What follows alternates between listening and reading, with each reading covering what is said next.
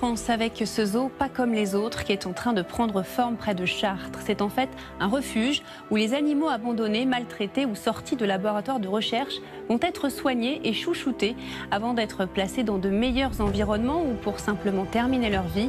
Un parc atypique qui ouvrira ses portes au public au printemps 2020. Reportage François Darlegui et Hélène Gamy. Elle est toute petite. Petite, fragile, dans cette caisse qui nécessite toutes les attentions. Un bisou. Sommeille une survivante. Cannelle, elle a passé les 19 dernières années de sa vie enfermée dans une cage d'un laboratoire de recherche médicale. C'est rassurant de savoir qu'elle dort simplement, parce que ça fait peur quand on la voit. Mais vous allez voir, quand elle va être réveillée demain, c'est plus le même numéro. C'est comme les enfants quand ça dort. L'homme qui la regarde avec tant d'affection, c'est Patrick Violas, son sauveur. Demain, Cannelle et 8 autres macaques de laboratoire sauvés de l'euthanasie vont découvrir grâce à lui et son équipe une toute nouvelle vie, à l'air libre. Une renaissance dans un lieu unique en Europe. La Tanière, aux portes de Chartres, à 1 heure de Paris. Plus qu'un zoo, un refuge pour les animaux malades, abandonnés ou maltraités. Alpagas, chats, daims, domestiques ou sauvages, près de 500 animaux coulent ici des jours paisibles. Une seconde vie pour laquelle se battent tous les jours des hommes et des femmes pas comme les autres. Allez, Désiré. Pourquoi t'es pas dans la cabane? Il fait trop chaud. À l'origine de ce projet fou, Patrick Violas et sa femme Francine. Il y a 10 ans, il crée cette ferme pédagogique avec déjà le souci d'accueillir des animaux en souffrance. On l'a récupéré dans une petite cour dans Chartres, une petite cour de 4 mètres par 4 mètres. La dame l'adore, elle a eu bébé. Et le problème, c'est qu'il est passé de 3 kg à 380 kg sans se déplacer. Le problème, c'est qu'il ne s'est pas développé normalement, quoi. Cette sorte d'arche de Noé des animaux abîmés par la vie, c'est un peu le retour aux premiers amours de Patrick Violas. Dans les années 80, il laisse son métier de vacher derrière lui pour se lancer dans les affaires. En 2012, nos équipes l'avaient suivi dans le lancement d'un nouveau concept de magasin. Il évoque alors son plus gros coup réalisé quelques années plus tôt dans la téléphonie mobile. 99, c'était une très grosse année. Genre, les gens faisaient la queue devant les magasins pour acheter les téléphones. On s'est développé et on est arrivé en 2009 avec 270 magasins à travers la France. En cédant cette affaire florissante, il s'est assuré un joli capital pour pouvoir consacrer le reste de sa vie au bien-être animal. On donne un sens à ce qu'on a pu faire avant. C'est une vie riche, c'est une expérience extraordinaire, une chance de pouvoir changer de vie. Et je vais bientôt avoir 60 ans, j'aimerais bien vivre encore quelques années et vivre avec passion, quoi. À terme, ce sont 1500 animaux que le refuge veut accueillir. Mais pour le moment, c'est encore un énorme chantier.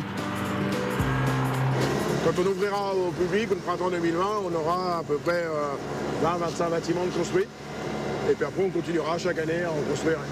On vous arrête plus. Non, c'est pas nous qui nous arrêtons plus, c'est les animaux qui nous donnent des ordres. Et certains animaux ont besoin de beaucoup plus d'espace que d'autres.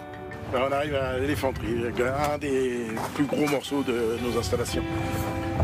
Une éléphanterie de 40 mètres de long, 9 mètres de haut et 150 tonnes d'acier. Un bâtiment chauffé, ventilé, brumisé pour héberger et soigner les mastodontes quand ils ne seront pas à l'extérieur. S'ils arrivent ici, c'est soit leur dernière, soit leur avant-dernière demeure avant d'aller être replacés quelque part. C'est des éléphants qui vont arrêter de voyager.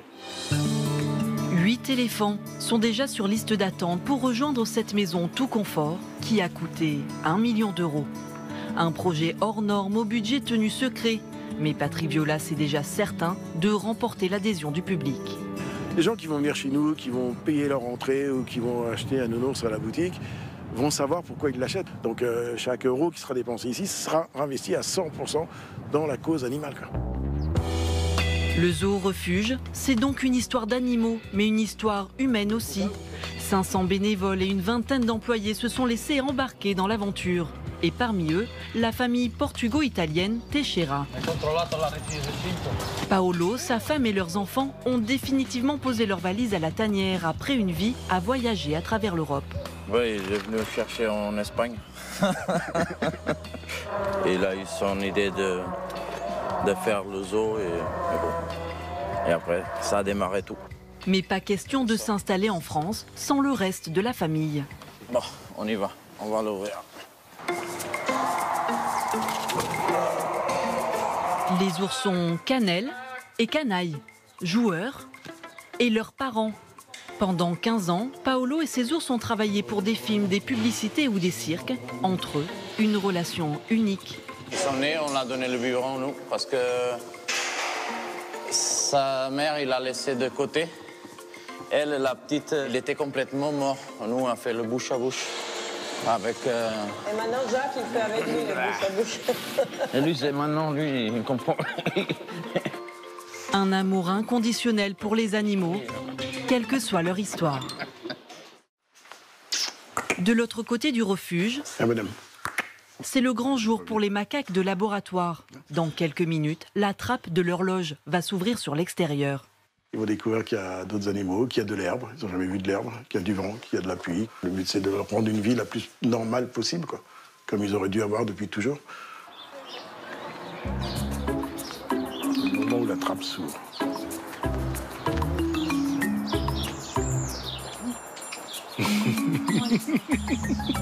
Il regarde. Après quelques hésitations, un premier courageux part explorer ce nouveau monde. Bientôt, vous irez dans un endroit encore plus grand. Encore plus grand. Il faut y aller par étapes. Pour Patrick, ses premiers pas sonnent déjà comme une victoire. Leurs prochaines années, ces singes les passeront dans un enclos plus grand, où d'autres comme eux, sauvés des laboratoires, viendront les rejoindre, sous le regard bienveillant des soigneurs de la tanière.